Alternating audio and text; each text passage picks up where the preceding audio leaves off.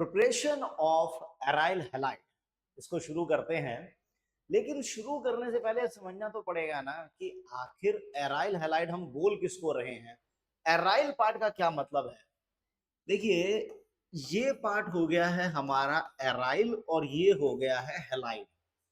Aryl halide जिसमें हम mainly fluorobenzene, chlorobenzene, bromobenzene और आइडोबेंजीन की बात करते हैं। ये हो गए हमारे एराइल हैलाइड, एराइल हैलाइड। और ये होते हैं हमारे aryl, this is aryl, this is alkyl and this is halide. Aryl alkyl halide, aryl alkyl halide, aryl alkyl halide जिसको हम कहते हैं benzyl, means this is benzyl and this is chloride. तो बेंजाइल क्लोराइड, बेंजाइल क्लोराइड। तो चलिए हम बात करते हैं पहले कि आखिर वो कौन कौन से तरीके हैं, मेथड हैं जिससे हम एराइल हैलाइड की फॉर्मेशन कर सकते हैं। तो सबसे पहला प्रिपरेशन आता है world wide famous electrophilic substitution reaction. World wide famous electrophilic substitution reaction. देखिए करते कैसे हैं, मैकेनिज्म के साथ बात करेंगे कि बेंजीन को हम रिएक्ट कराते हैं chlorine in the presence of anhydrous aluminium chloride, तो हमें मिलता है क्लोरोबेंजीन, या फिर क्लोरीन विद FeCl3, तो भी हमें क्या मिलता है, क्लोरोबेंजीन, या फिर Cl2 Fe डार्क, तो भी हमें क्या मिलता है, क्लोरोबेंजीन। लेकिन अगर हम Br2AlCl3 लें तो हमें क्या मिलता है, ब्रोमोबेंजीन, या फिर Br2 एनहाइड्रस AlBr3 लेते हैं तो भी हमें क्या मिलता है, ब्रोमोबेंजीन, ब्रोमोबेंजीन। हाँ, अगर हम I2AlCl3 भी ले लें तो हमें मिल जाता है आइडोबेंजीन। बात यह है कि जो भी हम एराइल हैलाइड बना रहे हैं they all are electrophilic substitution reaction. लेकिन बिना मैकेनिज्म के तो ऐसा होगा जैसे बिना आत्मा के शरीर, है ना। तो मैकेनिज्म तो एक इंटीग्रल पार्ट होता है ऑर्गेनिक केमिस्ट्री का, उसके बिना तो स्वाद ही नहीं है। तो यहाँ पर हमें समझना पड़ेगा कि आखिर इलेक्ट्रोफिलिक सब्स्टिट्यूशन रिएक्शन हो कैसे रहे हैं। तो चलिए चमका लेते हैं हम इसको। देखो रिएक्शन है हमारा कि बेंजीन को हमने Cl2 in the presence of anhydrous aluminium chloride, हमें क्या मिला, क्लोरोबेंजीन की फॉर्मेशन। अब जरा बात करते हैं इसके मैकेनिज्म की, मैकेनिज्म। यस, देखिए क्या होगा मैकेनिज्म कि Cl2 और एनहाइड्रस एल्यूमिनियम क्लोराइड, देखिए होता यह है कि जो Cl2 का मॉलिक्यूल है इस तरीके से एक रिच सोर्स है इलेक्ट्रॉन का, क्योंकि लोन पेयर की कमी हमें दिख नहीं रही, Cl2 में बतेरे लोन पेयर नजर आ रहे हैं। और एनहाइड्रस एल्यूमिनियम क्लोराइड जो है वो एक इलेक्ट्रॉन डेफिशिएंट मॉलिक्यूल है, क्योंकि एल्यूमिनियम का ऑक्टेट इनकम्प्लीट है, इसके अराउंड 3 बॉन्ड बन रहे हैं, यानी 6 इलेक्ट्रॉन है, इनकम्प्लीट ऑक्टेट है। तो जब इसका ऑक्टेट इनकम्प्लीट है तो ये अपने आप में एक लुईस एसिड हो गया, इलेक्ट्रॉन डेफिशिएंट हो गया, अपने आप में लुईस एसिड हो गया। और जो इलेक्ट्रॉन डेफिशिएंट है उसे क्या चाहिए, उसे इलेक्ट्रॉन चाहिए। तो वो क्या करता है, यहां से इलेक्ट्रॉन खींचना शुरू कर देता है, जिससे कि क्लोरीन के अंदर एक हाइड्रोलिटिक क्लीवेज हो जाती है, Cl positive Cl negative. Cl negative को ये भाई साहब अपने साथ बाइंड अप करके AlCl4 माइनस बना सकते। तो यहां से हमारा एक इलेक्ट्रोफाइल जनरेट हुआ। तो ये हमारा स्टेप नंबर 1 हुआ, जनरेशन ऑफ इलेक्ट्रोफाइल। की आखिर जो क्लोरोनियम आयन है, क्लोरोनियम आयन है, वो कैसे जनरेट हुआ? तो क्लोरोनियम आयन ऐसे जनरेट हुआ। अब इलेक्ट्रोफाइल तो पहले स्टेप में जनरेट हो गया, अब वो जनरेट होने के बाद करेगा क्या? अरे भाई, अब वो जनरेट होने के बाद अटैक करेगा, अटैक ऑन बेंजीन। चलिए कैसे अटैक करेगा हम भी देख लेते हैं। देखो, Cl पॉजिटिव एक इलेक्ट्रोफाइल है, और इलेक्ट्रोफाइल हमेशा वहां अटैक करना चाहता है जहां उसे इलेक्ट्रॉन डेंसिटी ज्यादा नजर आ जाए। जहां पर भी इलेक्ट्रॉन डेंसिटी ज्यादा होगी वहां पर अटैक कर देगा। वैसे तो बेंजीन में all the positions are equivalent, कहीं पर भी आप अटैक करा सकते हैं जहां आपका मन करे। तो चलो, हमारा मन कर रहा है, हम इधर अटैक कराते हैं। तो जहां जाता है पॉजिटिव, वो क्या करता है, इलेक्ट्रॉन को अपनी तरफ खींचना शुरू कर देता है। डबल बॉन्ड में आप जानते हैं एक सिग्मा बॉन्ड होता है, पाई बॉन्ड होता है। सिग्मा बॉन्ड के अंदर जो इलेक्ट्रॉन्स होते हैं, they are sigma electron, they are tightly bonded between the two atom. लेकिन जो एक पाई बॉन्ड होता है, उस पाई बॉन्ड के अंदर जो पाई इलेक्ट्रॉन्स होते हैं, दे आर वीकली बॉन्डेड, तो they can be easily available to an incoming electrophile. तो जहां जाएगा पॉजिटिव, वो क्या करेगा, पाई इलेक्ट्रॉन को अपने पास खींच लेगा। This is known as electromeric effect. तो because of the delocalization of electron, shifting of the pi electron, ये एटम हो गया, this atom is positively charge, और ये हमारा नेगेटिव हो गया। ऊपर वाला कार्बन, नेगेटिव और पॉजिटिव मिलके एक दूसरे को न्यूट्रल कर देंगे। तो ये हमारा एक इंटरमीडिएट बन गया, और ये इंटरमीडिएट क्या है, कार्बोकेटायन है। लेकिन एक बात देखिए कि बिफोर अटैक बेंजीन तो एरोमेटिक थी, but after attack it lost its aromatic character. Aromaticity चली गई है। एरोमेटिसिटी लूज हो जाना, इसका मतलब है आप एक मोर स्टेबल से लेस स्टेबल की तरफ जा रहे हैं। इतना आसान नहीं है, एनर्जी की रिक्वायरमेंट काफी हो सकती है यहाँ पर। अब यहाँ पर क्या सीन है कि ये जो भी इंटरमीडिएट कार्बोकेटायन है, double single positive, double single, double single positive, अपने आप को रेजोनेंसली स्टेबलाइज तो कर ही सकता है फिलहाल। चलो भाई, कर दो, किसी गरीब का भला हो जाए तो कर दो भला, क्या जा रहा है। डबल सिंगल पॉजिटिव, फिर से रेजोनेंस, फिर से डीलोकलाइजेशन, बस यहां तक हो रहा है। तो अगर मैं इसको कंपाइल करके एक पिक्चर बनाऊं, आउट ऑफ फ्रेम तो नहीं हो रहा है, थोड़ा सा हो रहा है। तो रेजोनेंस हमारा यहां से लेकर यहां तक हुआ है। तो ये बन गया हमारा सिग्मा कॉम्प्लेक्स। एक सिग्मा कॉम्प्लेक्स की फॉर्मेशन हो गई है, जिसमें आप देख सकते हैं कि जो पॉजिटिव चार्ज है यहां से लेके यहां तक डीलोकलाइज हुआ है, पूरी रिंग में नहीं हुआ। ठीक है। सो अब फाइनली जब बात होती है स्टेप 3 की, जब फाइनली बात होगी स्टेप 3 की, क्योंकि किसी भी रिएक्शन का मैकेनिज्म बेसिकली प्रोडक्ट ओरिएंटेड होना चाहिए, कि जो मुझे प्रोडक्ट बनाना है मुझे वही स्टेप इंक्लूड करने हैं। तो मुझे यहां से इस H प्लस को हटाना पड़ेगा, डी प्रोटोनेशन करना पड़ेगा। तो अब यहां से डी प्रोटोनेशन करने के लिए हम किसको बुलाने जा रहे हैं, हम बुलाने जा रहे हैं न्यूक्लियोफाइल को, AlCl4 माइनस। देखिए, AlCl4 माइनस, यहां से हाइड्रोजन से इलेक्ट्रॉन ले लिए गए। चलो, ये कार्बन हो गया नेगेटिव, H प्लस और Cl माइनस, H प्लस और Cl माइनस, HCl हो गया। Cl माइनस निकल चुका है, तो ये फिर से AlCl3 हो चुका है। और यहां जो इलेक्ट्रॉन आए हैं, और इधर हमारा जो पॉजिटिव है, नेगेटिव और पॉजिटिव मिलके इधर डबल बॉन्ड बनाएंगे ऐसे। This is the formation of chlorobenzene. तो इस तरह का कुछ मैकेनिज्म हुआ कि फर्स्ट स्टेप में इलेक्ट्रोफाइल को हम जनरेट करते हैं, सेकंड स्टेप में बेंजीन पर उस पर अटैक किया जाता है, और बेंजीन पर अटैक करने के बाद एक इंटरमीडिएट कार्बोकेटायन की फॉर्मेशन हुई, और फाइनल स्टेप में डी प्रोटोनेशन हुआ, जहां से H आयन को एक न्यूक्लियोफाइल ने, जो कि फर्स्ट स्टेप में जनरेट हुआ था, वो यहां से इसको डिटैच कर लेता, रिमूव कर लेता है, और क्लोरोबेंजीन की फॉर्मेशन हुई।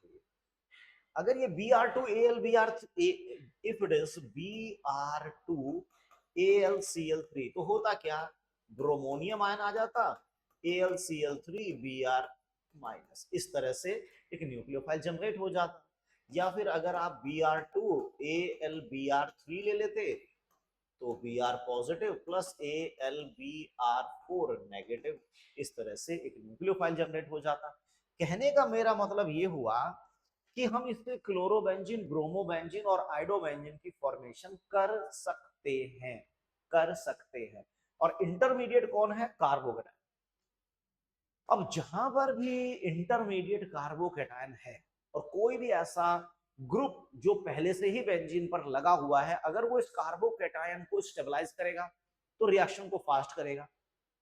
और लेकिन अगर कोई ऐसा ग्रुप लगा है जो इस कार्बोकेटायन को डीस्टेबलाइज कर दे तो रिएक्शन स्लो हो जाएगा। क्यों? क्योंकि किसी भी रिएक्शन की जो स्पीड होती है वो हमेशा इंटरमीडिएट की स्टेबिलिटी पर डिपेंड करती है कि आखिर रिएक्शन के बीच में क्या बन रहा है।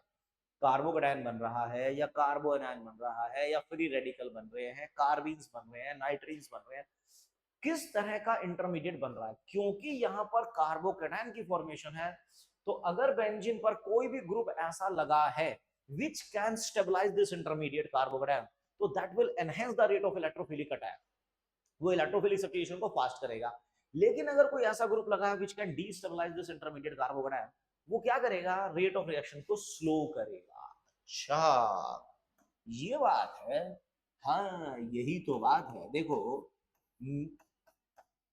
अगर मान लीजिए मैंने मिथाइल ग्रुप लगाया Cl2 एनहाइड्रस एल्यूमिनियम क्लोराइड, तो क्या होगा?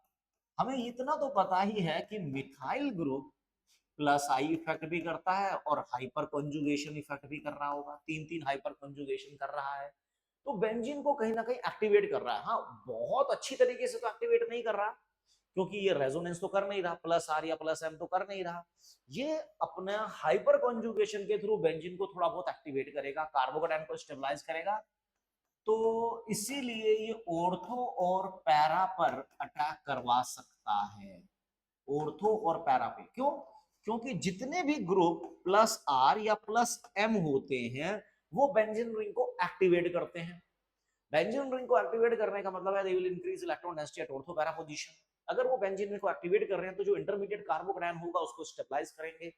अगर कार्बोकेटायन स्टेबलाइज हो गया तो rate of reaction, rate of electrophilic substitution reaction definitely वो फास्ट होता चला जाएगा। और इसकी पहचान क्या है? इनकी पहचान बहुत आसान, कि जो भी एटम या ग्रुप बेंजीन से अटैच्ड है उसका वो एटम देखिए which is directly linked with benzene ring, if that atom possess lone pair or negative charge that will always exhibit plus R or plus N effect, means OH group देखो activating group है, NH2 group activating group है, NH methyl activating group है, NH2 NR2 activating group है, SH activating group है। ठीक है, लेकिन क्या हेलोजन भी एक्टिवेटिंग होते हैं? क्लोरीन, ब्रोमीन, आयोडीन, क्या ये भी एक्टिवेटिंग होते हैं? देखिए, वैसे तो ये प्लस आर करते हैं, प्लस आर करने का मतलब है बेंजीन रिंग को एक्टिवेट करेंगे। लेकिन हर चमकती चीज सोना नहीं होती, तो ऐसा नहीं है कि अगर इनके पास केवल लोन पेयर दिखाई दे रहे हैं और ये प्लस आर कर रहे हैं तो ये एक्टिवेट ही करेंगे। भाई, इनके अंदर माइनस आई इफेक्ट भी होता है और हम सभी जानते हैं हेलोजेंस में माइनस आई इफेक्ट की प्रायोरिटी रेजोनेंस से ज्यादा होती है, एक्सेप्ट फ्लोरीन। फ्लोरीन को छोड़ दें तो आगे समझ। और जो माइनस आर ग्रुप है या जो माइनस एम ग्रुप है उनकी पहचान क्या है? कि जो भी एटम बेंजीन से अटैच्ड होगा उसके पास लोन पेयर नहीं होगा ना नेगेटिव होगा। जैसे कार्बन के पास ना लोन पेयर ना negative, minus R. Ketone minus R, carboxylic minus R, इसके सारे डेरिवेटिव माइनस आर। जीवन में जहर जहर ला देता है कहर, माइनस आर। सल्फोनिक ग्रुप देखो, सल्फर के पास कोई लोन पेयर नहीं है, डायजोनियम ग्रुप माइनस आर। ठीक है ना, NO2 तो बाई बर्थ माइनस आर। तो ये सब डीएक्टिवेटिंग ग्रुप होते हैं जो बेंजीन रिंग को डीएक्टिवेट करेंगे, कार्बोकेटायन को डीस्टेबलाइज करेंगे, रिएक्शन को और ज्यादा स्लो कर देते हैं। और हम जानते हैं ये सब ऑर्थो पैरा डायरेक्टिंग होते हैं और ये हमारे लिए मेटा डायरेक्टिंग होता है फॉर अटैकिंग इलेक्ट्रोफाइल। अच्छा जी, तो ये बताइए, चलो चलो चलो, यहां पर अगर हमने एल्डिहाइड ग्रुप लगाया हुआ है और हम Cl2 एनहाइड्रस एल्यूमिनियम क्लोराइड कर रहे हैं तो क्या होगा? अरे भाई, क्या होगा? हमें इतना तो पता है कि ये माइनस आर है, डीएक्टिवेटिंग ग्रुप है। तो डीएक्टिवेटिंग का मतलब है मेटा पोजीशन पर अटैक होगा। अच्छा, चलिए, अगर क्लोरो लगा हुआ है और मैं फिर से क्लोरीनेशन ही करना चाहता हूं तो क्या होगा? इतना तो मुझे पता है, ये प्लस आर है, लेकिन माइनस आई इफेक्ट डोमिनेटिंग है। बट ओरिएंटेशन, ओरिएंटेशन का मतलब है कि इनकमिंग जो इलेक्ट्रोफाइल है वो किस पोजीशन पर अटैक करेगा, वो ऑर्थो पैरा पे करेगा या मेटा पे करेगा। तो orientation effect is always decided by resonance. Resonance decide करेगा, रेजोनेंस डिसाइड करेगा कि इनकमिंग इलेक्ट्रोफाइल ऑर्थो पैरा पे जाएगा या मेटा पे जाएगा। लेकिन जो स्पीड है, जो स्पीड है ना, वो इंडक्टिव इफेक्ट डिसाइड करेगा। चलो फिलहाल तो अपने को ये बात समझ में आ गई कि ऑर्थो और पैरा का यहां पर हमें एक मिक्सचर मिल जाएगा, 1,2 डाइक्लोरोबेंजीन, 1,4 डाइक्लोरोबेंजीन। इसका मतलब ये हुआ कि ओरिएंटेशन जो होता है, orientation is controlled by, is orientation is controlled by resonance, and speed is controlled by, speed is controlled by, rate of reaction is controlled by inductive effect। यानी कि ओरिएंटेशन तो ऑर्थो पैरा हो रहा है, लेकिन जो स्पीड है ना, वो इसके माइनस आई इफेक्ट की वजह से ये कार्बोकेटायन को डिस्टेबलाइज करेगा। और अगर इंटरमीडिएट कार्बोकेटायन ही डिस्टेबलाइज हो गया तो रिएक्शन ऑटोमेटिकली स्लो हो जाना है। देखो, कभी भी ऑर्गेनिक केमिस्ट्री में कोई भी क्वेश्चन रेट से रिलेटेड है, स्पीड से रिलेटेड है, तो आपको हमेशा ये ध्यान देना है कि रिएक्शन में इंटरमीडिएट कौन सा है। अगर आप रिएक्शन को स्पीड अप करना चाहते हैं तो जो भी इंटरमीडिएट बन रहा है उसकी स्टेबिलिटी को बढ़ा दीजिए। अगर आप रिएक्शन को स्लो डाउन करना चाहते हैं तो इंटरमीडिएट की स्टेबिलिटी को डिक्रीज कर दीजिए ऑटोमेटिकली। ठीक है, तो ये हमें मिल गए एराइल और एराइल हैलाइड।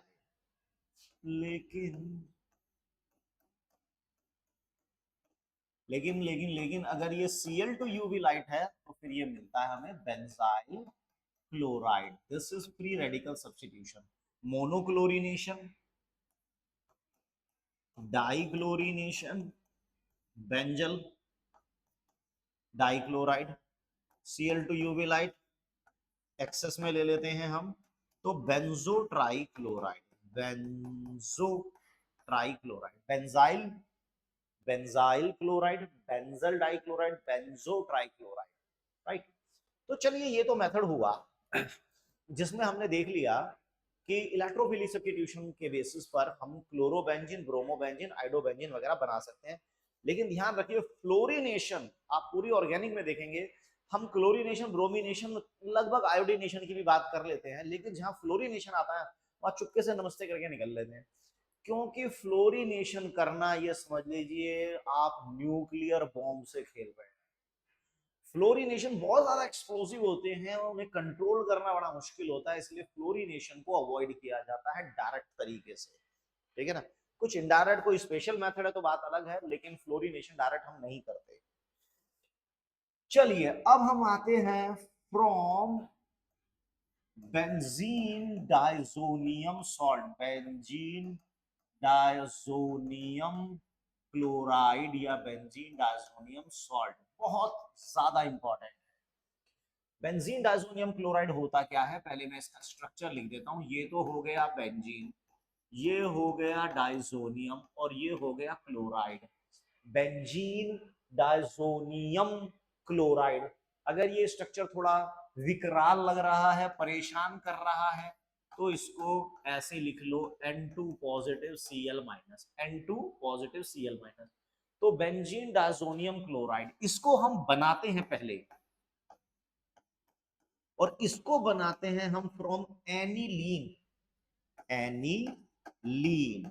और कैसे बनाते हैं इसको, हम बनाते हैं NaNO2 और HCl के साथ अराउंड 0 to 5 डिग्री सेल्सियस, तब हमें मिलता है benzene diazonium chloride, benzene diazonium chloride. And the process of the formation of benzene diazonium chloride, formation of benzene diazonium chloride from aniline called diazotization. बहुत important है, बहुत बहुत इंपॉर्टेंट।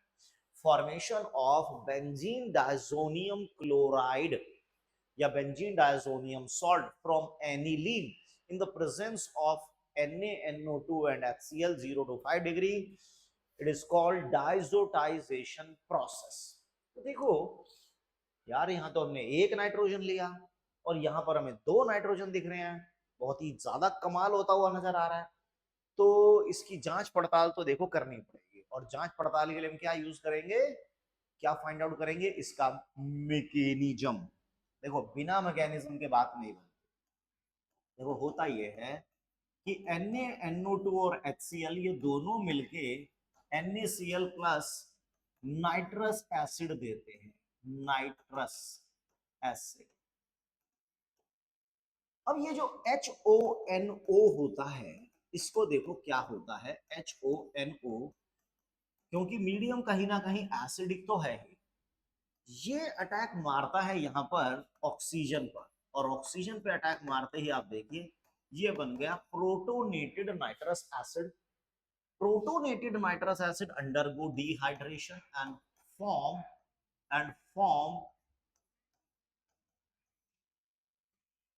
नाइट्रोजोनियम आयन। ये हमारा एक इलेक्ट्रोफाइल बना दिया है जिसका नाम है नाइट्रोजोनियम आयन, नाइट्रोजोनियम आयन, ठीक है, नाइट्रोजोनियम आयन एक इलेक्ट्रोफाइल बन गया। अब ये इलेक्ट्रोफाइल अटैक करेगा जहां इलेक्ट्रॉन डेंसिटी ज्यादा है। अब बात हो रही है क्योंकि एनिलीन की, बात हो रही है एनिलीन की, तो एनिलीन में क्योंकि नाइट्रोजन पर वैसे अटैक करना आसान तो होता नहीं है, लेकिन फिर भी इलेक्ट्रॉन डेंसिटी तो हाई है ही कुछ हद तक। तो यहां पर ये जो अब हमारा इलेक्ट्रोफाइल आया है, अब ये हमला करेगा ऐसे ऐसे ऐसे ऐसे, और हमला करने के बाद देखिए बेंजीन को बार बार ड्रॉ करने का मतलब है, पीएच लिख देता हूं, बेंजीन हो गया, नाइट्रोजन एक हाइड्रोजन एक हाइड्रोजन, और ये आ गया NO। This is the intermediate कि नाइट्रोजोनियम जो हमारा इलेक्ट्रोफाइल जनरेट हुआ है वो एनिलीन पे अटैक मारता है। चलो जी कोई बात नहीं, अटैक करना चाहिए, यहां से डी प्रोटोनेशन कर दो, तो बेंजीन NH NO। अब देखो यहां पर क्या होता है, एक फिनोमिना आपने पढ़ा हुआ है, उस पर सेपरेट वीडियो भी मैंने बनाई हुई है, टॉटोमेरिज्म। टॉटोमेरिज्म, तुम मुझे पाई बॉन्ड दो मैं तुम्हें हाइड्रोजन दूंगा, मैं तुम्हें हाइड्रोजन दूंगा तुम मुझे पाई बॉन्ड दोगे, this is called tautomerism. Tautomerism, ठीक है। तो बिकॉज ऑफ दिस टोटोमेरिज्म यहां पर सीन बन गया N डबल बॉन्ड NOH, इस तरह से एक N double bond NOH oxime type से कुछ आ गया। अब देखो mechanism is always product oriented, जो मुझे प्रोडक्ट चाहिए ना, मुझे प्रोडक्ट जो चाहिए मैं उसके अकॉर्डिंग मैकेनिज्म को लेके जाऊंगा। मुझे चाहिए बेंजीन डायजोनियम, तो हमें क्या करना है, यहाँ पर प्रोडक्ट में मेरे को OH तो चाहिए नहीं, तो अपन क्या करते हैं, इसको प्रोटोनेट करते हैं। चलिए ये हमारा हमला, ये हमला कर दिया गया है N डबल बॉन्ड N, और ये हमले के बाद ऑक्सीजन हो गया प्रोटोनेटेड, और ये हो गया है डिहाइड्रेशन।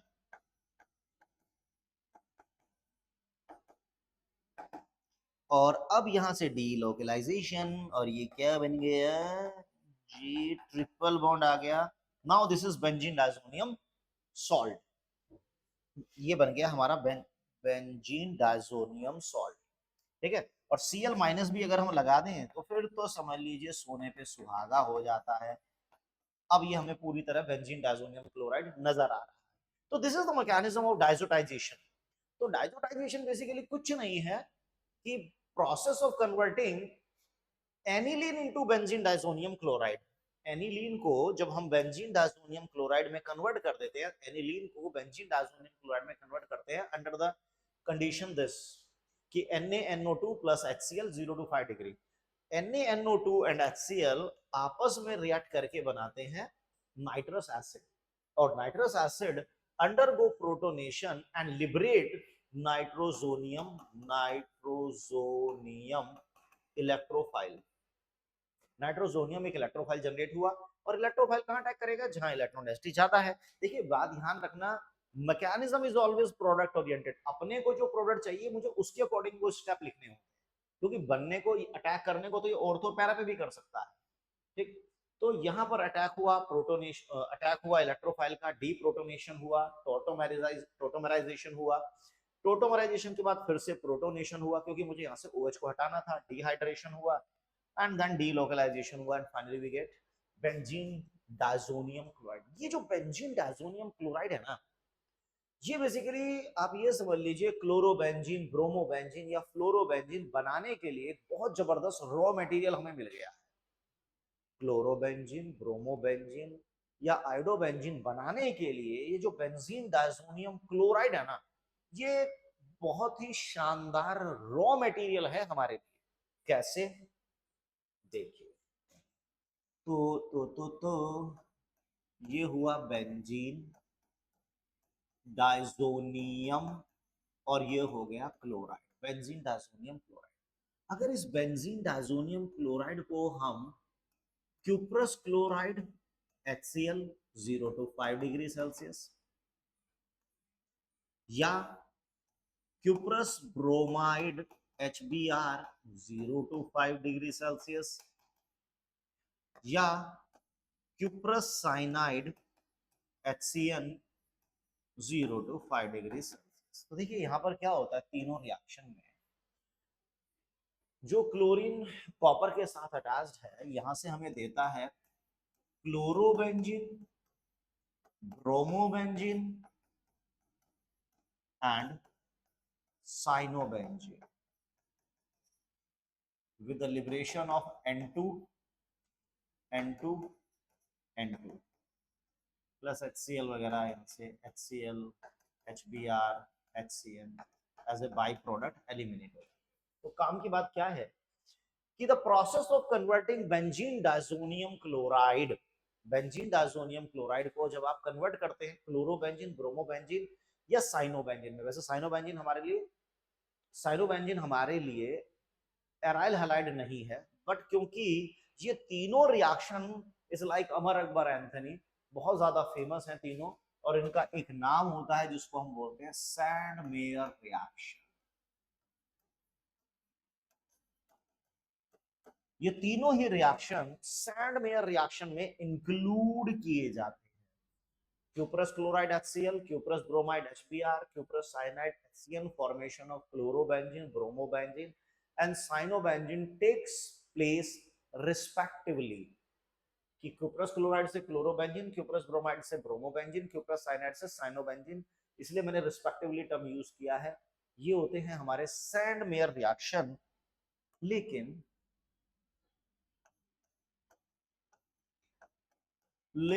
यहां पर अगर हम बेंजीन डायजोनियम क्लोराइड में कॉपर पाउडर HCl डाल दें या कॉपर पाउडर HBr डाल दें, कॉपर पाउडर HCl या कॉपर पाउडर HBr, तो यहां पर भी हमें क्लोरोबेंजीन और ब्रोमोबेंजीन की फॉर्मेशन मिलती है, and these reactions are known as Gattermann reaction. देखिए पहले वाला जो था that was Sandmeyer reaction, जिसमें बेंजीन डायजोनियम क्लोराइड को आपने रिएक्ट कराया cuprous chloride HCl, cuprous bromide HBr, cuprous cyanide HCN at 0 to 5 degree Celsius, formation of chlorobenzene, bromobenzene, cyanobenzene takes place known as Sandmeyer. लेकिन यहां पर हमने copper powder HCl और copper powder HBr ले लेते हैं, product तो same है but reaction is known as Gattermann reaction, Gattermann reaction. हाँ, इसको बल्कि अगर आप पोटेशियम आयोडाइड से रिएक्ट करा के थोड़ा सा भी हीट कर दोगे ना, तो आपको आयोडोबेंजीन भी मिल जाते हैं, but this is not Gattermann. ये गैटरमैन नहीं होता, ये एक स्पेशल, क्योंकि आयोडोबेंजीन बनाना था तो आयोडोबेंजीन हमने यहाँ से बना दिया, तो दिस इज कॉल्ड गैटरमैन। जो इससे पहले हमने देखा वो है हमारा सैंडमेयर। लेकिन यार देखो फ्लोरो की बात नहीं हुई है अभी तक, क्योंकि फ्लोरोबेंजीन के लिए कुछ अलग ही चलता है। फ्लोरोबेंजीन की कहानी है ना अलग ही है, जैसे शादी ब्याहों में जो फूफा जी होते हैं ना, जो अलग ही रहते हैं मुंह फुला के, इसी तरह जो फ्लोरीन है वो भी पूरे एटीट्यूड में रहता है। तो यहां पर क्या किया जाता है, बेंजीन डायजोनियम क्लोराइड जो है, बेंजीन डायजोनियम सॉल्ट या बेंजीन डायजोनियम क्लोराइड को हम रिएक्ट कराते हैं HbF4 टेट्राफ्लोरोबोरिक एसिड, ठीक है, टेट्राफ्लोरोबोरिक एसिड से। तो यहां पर पहले सीन क्या बनता है, N2 पॉजिटिव BF4 नेगेटिव, जिसको अगर हम डिकम्पोज कर दें तो, क्योंकि देखो नाइट्रोजन तो बहुत स्टेबल मॉलिक्यूल होता है तो भागेगा, बोरोन ट्राइफ्लोराइड स्टेबल है, and the formation of fluorobenzene takes place, this reaction is called Bald-Schiemann reaction. This is called Bald-Schiemann reaction exclusively for fluorobenzene, exclusively for fluorobenzene.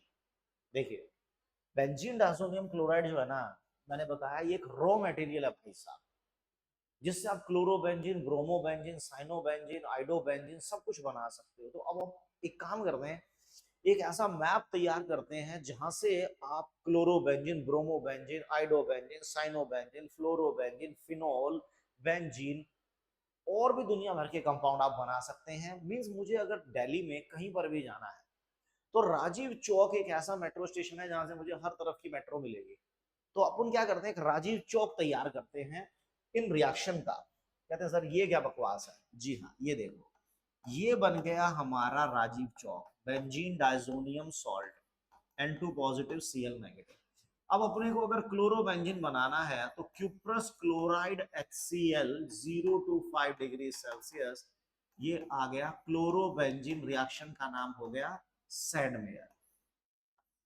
Copper chloride cuprous bromide HBr 025 degree Celsius, क्या मिलता है, bromobenzene.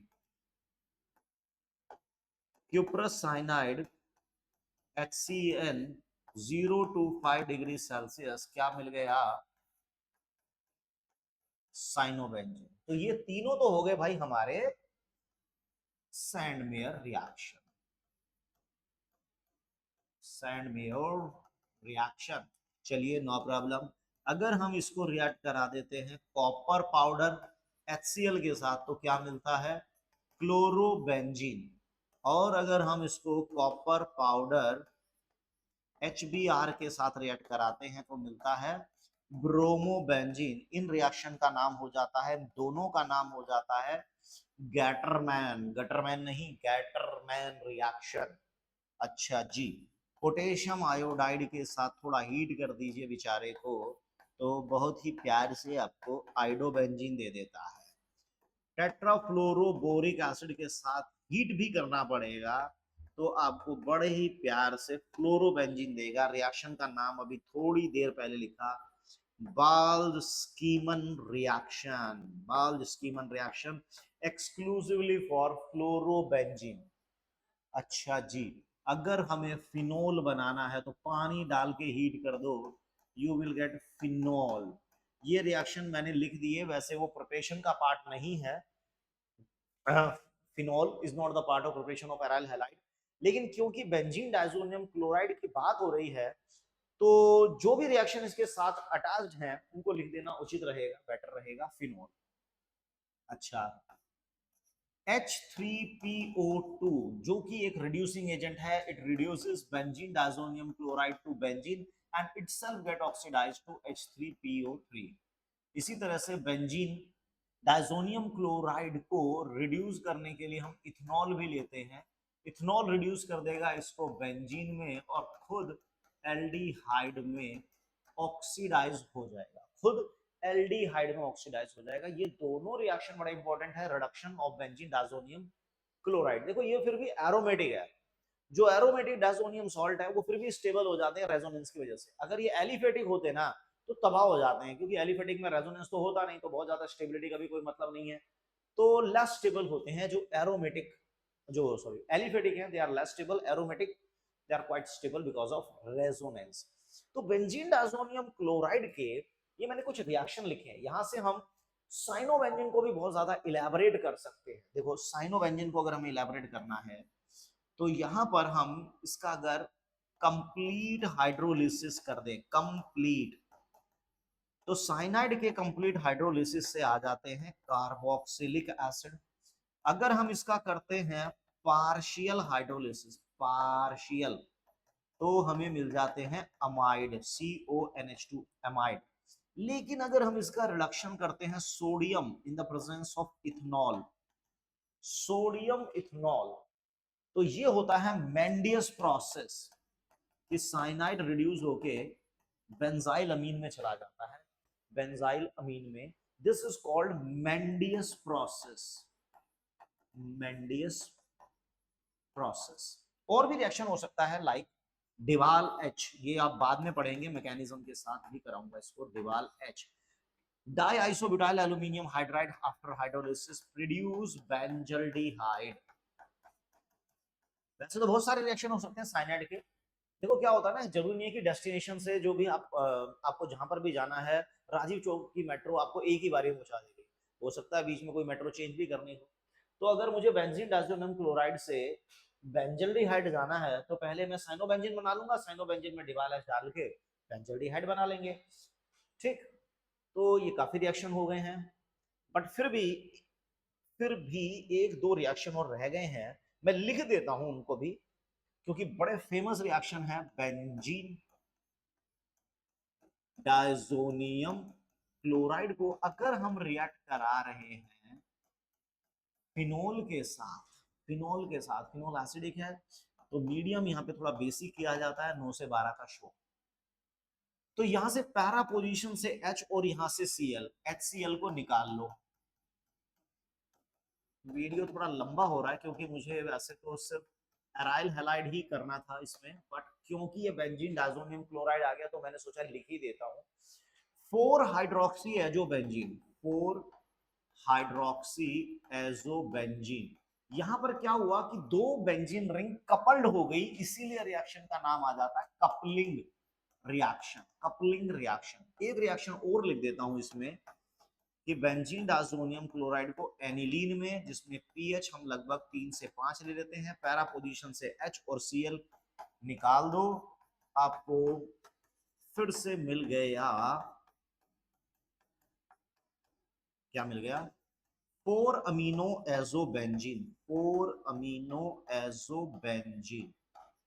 तो ये दोनों ही reaction basically coupling है। Coupling में और भी रिएक्शन है, बट फिलहाल अभी समझाने के लिए था जस्ट कि बेंजीन डाइज़ोनियम क्लोराइड कपलिंग रिएक्शन देती है, जिसकी वजह से कलरफुल डाइज की फॉर्मेशन होती है। एजो बेसिकली एक डाई होती है, कलरफुल डाइज बन जाती है।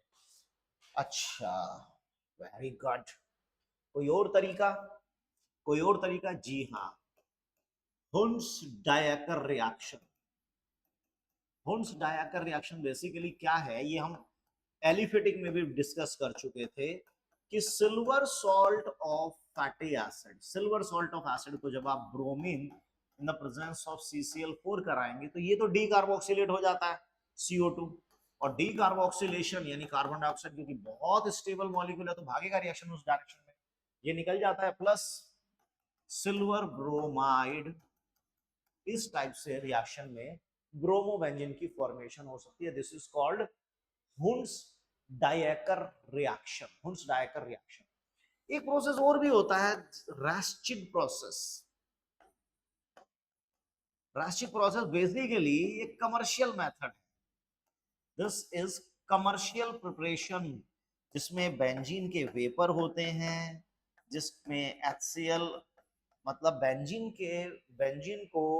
के वेपर्स को एयर और HCl in the presence of a catalyst heat करा देते हैं, तो वी गेट क्लोरोबेंजीन। ठीक है, सो अब कुछ बचा तो नहीं है एराइल हैलाइड की प्रिपरेशन में, जो भी कुछ था मैंने मैक्सिमम से मैक्सिमम उसको डिस्कस कर दिया है, जिसमें ज्यादातर के मैकेनिज्म भी कंसीडर कर लिए गए हैं।